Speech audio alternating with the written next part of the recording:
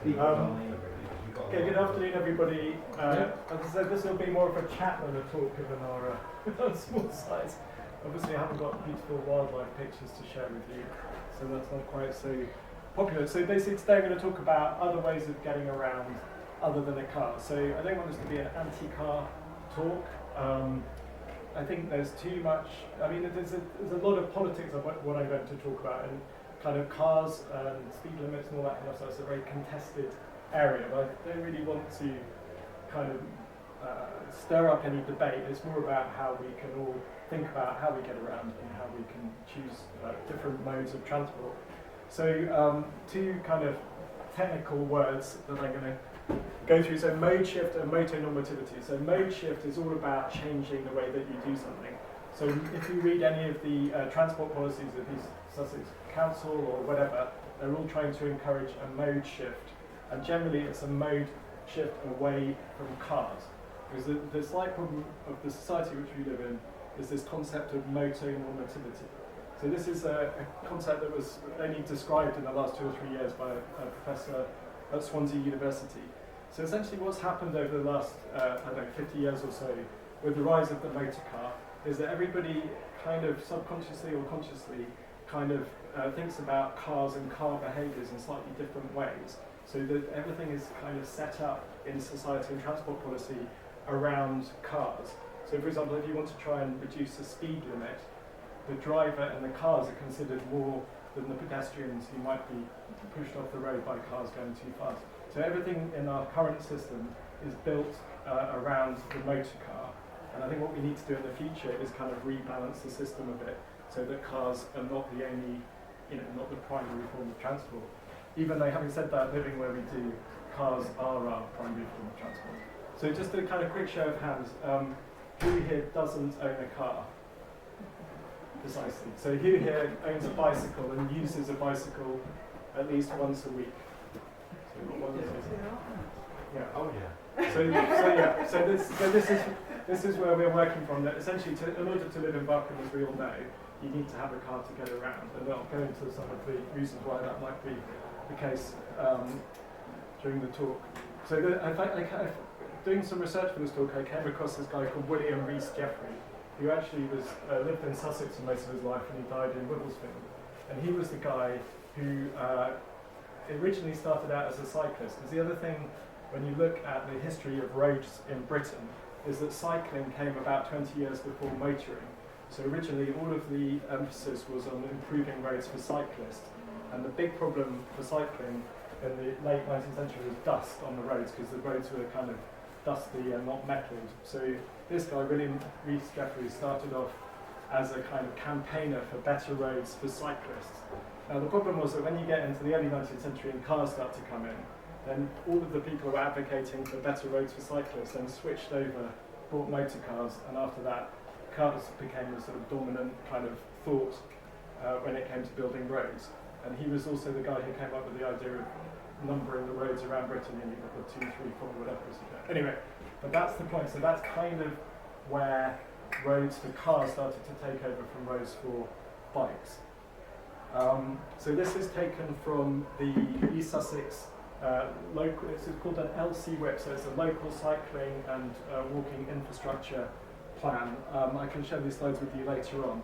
But as you can see, cycling for travelling in Lewes is the highest it is in all of Sussex, but it's still only 6.4%, which is about the English average.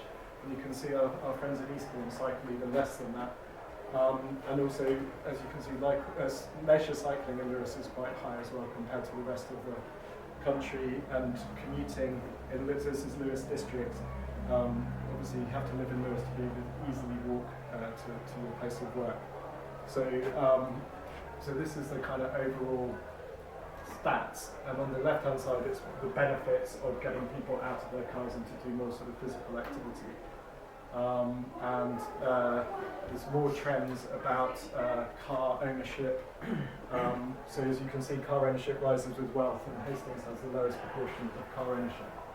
So that's a little bit of background about where we are. So if we start off with the first alternative to driving, we're going to look at cycling. So actually, for Barcombe, we're about 4 or 5 miles from Lewes, so it should be possible to cycle to Lewes. Now I know that's not easy because either way has a challenge. I wouldn't recommend cycling along the A26, and even if you use, if you go the kind of back way, you'll kind of spat out onto the A26 in a particularly dangerous place. And then obviously the other way, if you go through Oakham, then you've got a hill to contend with, and you're going to back up traffic behind you. Now I'm fairly not bothered about that, but obviously it can cause a little bit of tension.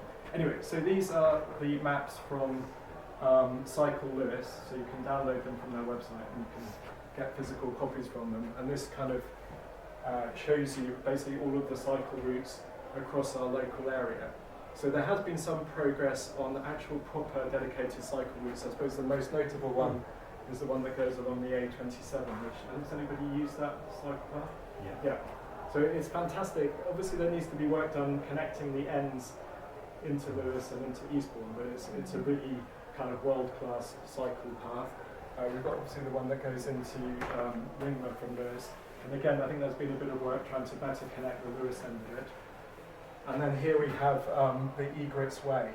The Egrets Way is kind of interesting because it's been ongoing for a long time and it's still not complete. There's bits which are quite tricky to construct, but at least it's there if you want to get around. As you can see, in our kind of particular geographical area, there isn't really much dedicated cycle infrastructure for normal bikes, but there are a lot of bridle paths that you can cycle on, but mostly in the summer because, as we know, in the winter there's quite a lot of mud. And then these are the cycle paths around Lewes. As I said, Lewes is not the easiest town to cycle in because of the hills and also the narrow streets, but there are kind of pathways, and Cycle Lewes is doing its best to improve cycle connectivity in Lewes. So, I mean, how often would people cycle into Lewes in this room? Do people cycle regularly? Once a week. Once a week. Once every 2 weeks maybe. And which way do you normally go? I go to Offham and then up to the top, to the church, and then down the bridleway. You go down the track, even in the winter? Yeah, and then I've got a bike and do it. It's right, okay. okay. So. And which way do you? Well, I tried that, but I found it really scary when there's all leaves through the woods and you can't see if you're suddenly going to go down, so I tend to go on the road. Okay. And do you go on the footpath or do you stay on the I stay on the road because yeah. I think the footpath's more, I find it more scary that I'm going to fall into the traffic. I mean, obviously technically not allowed to go on the footpath, but it can be a good thing to do. I mean, the cycling is we're all adults and we're prepared to do that. Remember, with cars, everybody under the age of 17 can't drive a car. And I don't think, even with my kids being quite proficient on their bikes, I wouldn't have let them cycle into Lewes on their own because of the kind of potential danger of it all. So this is just a little bit about the Egrets Way. As you know, the idea is that this is a off-road cycle path that goes from Lewes to Seaford. And most of it has been built, but the problem is a lot of it hasn't been built. So this stretch here isn't properly metalled, so in the winter it's super muddy. And also, as you know, by the time you get to Piddinghoe, then you're sort of spat out onto the C7, and that's kind of scary, that road. I know there are kind of plans to improve it, but it's still slightly stuck at that level. And you can see that bit there, which is just near, where is that? Rodman, that's it, yeah, that's kind of not currently finished. And that kind of speaks a little bit to the problem with cycle infrastructure. Another bit of good cycle infrastructure near us is the Cuckoo Trail, so that's on the old railway line from Heathfield down to Hersham and a bit beyond. And then this is this doesn't come out very well, but this shows, if you can just about make it out, the bits of the National Cycling Network that are in our bit of Sussex, which is really just a little bit along the A27 here. And the Walk, Wheel and Cycle Trust is what was Sustrans, so they changed their name quite recently. And so that is, I mean, I don't know how much people know about Sustrans, but it was set up in the 1970s, 80s to kind of build a national cycle network. But its work is kind of far from complete. So a bit of a shout out. So to get bikery, I've included this because obviously we all probably own bikes and maybe which have got panniers on them. But if you wanted to do your shopping, there are kind of forms of e-bikes now which allow you to do this. And actually, we've got the person who runs GetDeck, Bikery. Yeah, thank you very much. But just to say, with those long tails, I mean, we have quite a lot of families now using them because you can put seats in the back for the kids, and we've really seen with our local school a big uptake in this cargo bikes. So I think that's the key thing. So there is now technology that enables you to actually cycle your family around. And I've seen in places like South London, there seem to be fewer cars parked on the road and more families going around on these kind of bikes. But as I say, how much is it? It's like 50 quid just to try one for a day. Is that right? Well, we're much cheaper than that. Oh, okay. We'll do it for 20 quid. 20. Okay, so there we are. Because it's a community project, so we Yeah. pay the prices really. So for 20 quid, you could try one of these out, go and do your shopping in Lewis and see what it's like. I wouldn't maybe recommend going along the off-road track. You can go up the hills loaded with stuff, and you don't even notice it. So just a sort of a little bit of politics. So East Sussex County Council does have the local transport plan. So this was adopted a couple of years ago. I don't know, as I said, I don't really want to be political, but if you try and read that plan, it's quite hard to understand what actual physical things they're going to do in order to improve sustainable forms of travel. But it is one of the goals of the plan, but as I say, it's quite hard to figure out exactly what they're going to do and how much money they're going to spend on it. And then this is the other thing that sort of sits alongside it is the LC-WIT, the Local Cycling and Infrastructure Plan. So there is, I think Cycle Lewis are trying to contribute to the next iteration of this. And then this is the map that goes along with that plan. And as you can see, there's not really much in our area of any concrete value. The one project that you may have heard about is the Lewis to Upfield cycle path, which would go mostly along the old railway line. It's kind of advancing slowly but surely. Lewis District Council are responsible for the bit in the Lewis end and Wealdon at this end. And I think Lewis are about to agree to build a new pedestrian and cycle footbridge over the Ouse at Hamsey, just by Hamsey Church. In order to deliver this, it will require not a ton of money. I mean, the budget will maybe be £5 or £6 million, but it's the agreement of all of the landowners along the route. But if we get this, then there will be a safe, level way of getting into Lewis from Barcombe. The other bit that we need to do in Barcombe is to create a way of getting to the cycle path, because this will go through Barcombe Mills. The other thing that will happen politically is the combined Sussex mayor. As you know, there is going to be devolution in Sussex. There will be unitary authorities. I don't think the government has decided what that looks like, but most likely Lewis District Council will get absorbed into a bigger kind of East Sussex Council. But on top of that, you'll have a combined Sussex mayor who will be responsible for East and West Sussex and Brighton, and that person will get devolved powers to coordinate transport. So that's the best hope. If we get the right person, well, if the right person, when I say right person, I mean someone who supports active travel becomes Sussex mayor, then that's where we should get some political will to deliver improvements. Okay, so that is about cycling. Then the walking, wheeling bit. So this is a map of all the footpaths in Barcombe, which I'm sure you're all familiar with. I mean, we've got an amazing network of footpaths, but also there are some places where we might need footpaths where they don't currently exist. So that's quite difficult in order to get new footpaths put in. I mean, there are kind of bridle orders and things that can be done, but councils normally resist doing that because it's expensive. But anyway, those are the footpaths. I've included Barcombe Mills Road in here because this is somewhere where there isn't a footpath, so it's not easy to get out of that side of the village. So we definitely need to do work on improving connectivity there. I've included a picture of the High Street. Definitely work needs to be done between the balance between kind of pavements and road and parking and that kind of thing. All of these things highly politicised, highly difficult, but we need to think about it. And then also, as you go out of the village, as you know, the pavement stops here. All the houses are coming in here and in Bridgelands as well, and there's no footpath to get down to the lane on the corner. So we need to think about what we might want to do there. Because essentially, if we don't do anything, then cars do dominate the road. They're going relatively fast. They've got bigger over the last few years. Potholes don't help because people have to weave around them. But we do need, I think, a bit more pedestrian space and a bit more thought about how pedestrians get around the village.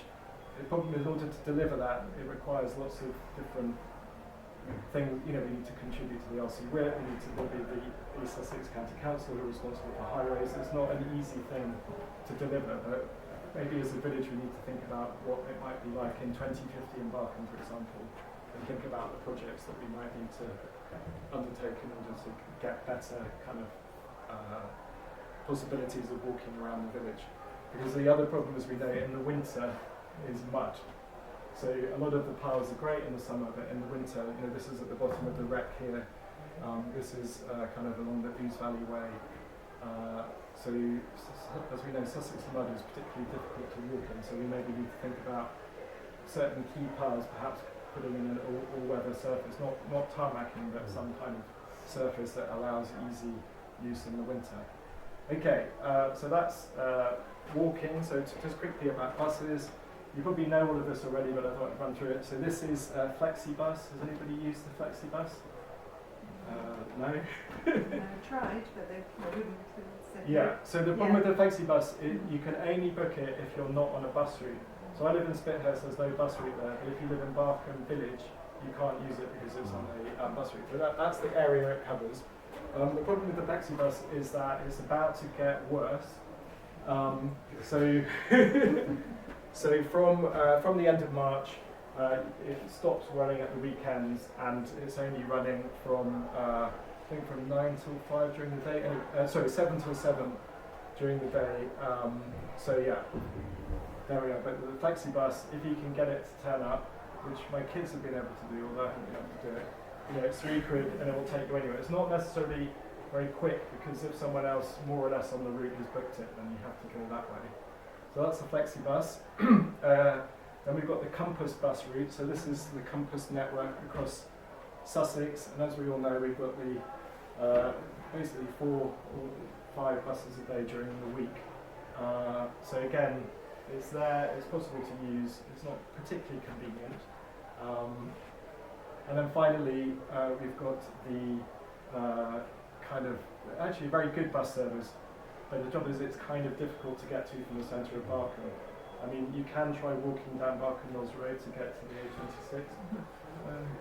You may have to take your life into your hands a few times, but it is a good service, and it does take you straight into Brighton, and actually it's not particularly expensive. I think it's £4.40 single, or £7.70 return. Sorry? £3. Oh, £3, of course, yeah, because we've got the bus thing. Well, that's the thing there. Now, what I'm hoping in the future, because I think as part of the conditions of building back Hartfield, there is supposed to be an investment in an improved bus service. But what might help us is, I'm not a big fan of the concept of self-driving cars, but they are going to be allowed on the roads of the UK this year. And in Cambridge, they are trialling a self-driving bus as of right now. So my vision for the Barcombe 2050, maybe we can have a self-driving bus that has a more regular service, because I think all of us would use the bus if it was more regular. Is that true? Yeah. Maybe later in the day as well. And they precisely, yeah. Yeah. You know, obviously when we go to London or a big city, you just hop on the bus, because there are lots of them. But in the countryside and in Barcombe in particular, the bus service is a bit ropey, as we know. Okay, and then last but not least, trains. So we're all aware of the local train network. Who uses the train for commuting to London or elsewhere? Used to, yeah.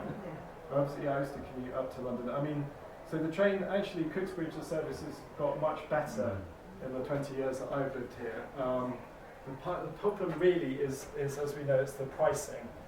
And also the cliff edges and the pricing. At peak times it's really expensive. But actually, if you go outside peak time, it doesn't have to be so expensive. And obviously the service is pretty good now, and you do have late night services as well. I think the problem again here is that if you were to want to commute from Cooksbridge to Brighton, it's actually kind of expensive. But there is good cycle parking at Cooksbridge Station now, so it's a good option. So that's the end. So I suppose I've probably told you lots of things that you know already. but I think the modal shift idea is an interesting one. So, you know, try and kind of think, do I actually need to take my car today? Is there another way? You know, for example, I've stopped driving from Spithurst to the shop. I always cycle now, but it's just taken me a while just to get that into my head as something I do. So we're not going to completely change the way people get around Barcombe, but over time we can gradually move towards more sustainable transport options. Does anybody have any questions or comments? How soon do you think the link into Lewis might be? The bike link, yeah, that's a very good question. I mean, it's deliverable within, 4 or 5 years. The key thing really is to get the political will to do it, and also to get the agreements with the landowners as well. So, for example, one of the current sticking points is, the concept of the Brighton Main Line 2 idea? So basically there was an idea that you turn the old railway line from Uckfield into Lewis into a kind of super upgraded line, and you put a tunnel under the dams to Falmer, and you make it into the second Brighton Main Line. And there's a guy in Uckfield who's really advocating for that, and East Sussex Council developed a policy that was going to be something they would support, but we can't get the cycle path built until that policy gets changed, because that takes precedence. So there's a lot of political things that need to happen for it to work. So the question is, what can we do to make these things happen more quickly, or to drive these things harder? So basically it's politics. It comes down to politics in the end. If you look at any of the cities around the world, or any of the countries around the world which have good cycle infrastructure, it was a political decision from the top which made it happen. So if you look at, say, London or Paris, which are developing amazing cycle infrastructure, that comes out of the mayor. So actually the new mayor of Sussex, whoever that person is, if they support active travel, these things will be delivered much quicker. But right now, the problem is that East Sussex County Council Highway Authority is responsible for the way people get around, and they don't have to do anything about cycling at all, other than kind of say things about trying to encourage it. And that's where it has to happen from. Because ground up we can kind of advocate for stuff, we can kind of lobby for stuff, but actually it requires kind of top-down kind of money and will to make it happen. So so for example, the Lewis stuff, it looks like it could happen in 5 years for like 5 or 6 million quid, which in the scheme of things is not actually that much money. They spent sort of 250, 300 million pounds just redoing one junction on the M25. But that would pay for the whole of the cycle infrastructure across all of East and West Sussex for 50 years. So that's what we're dealing with. Yeah, I mean, I think just on that, this led us about to agree the money, the still money for the bridge. But you've got local government who, as you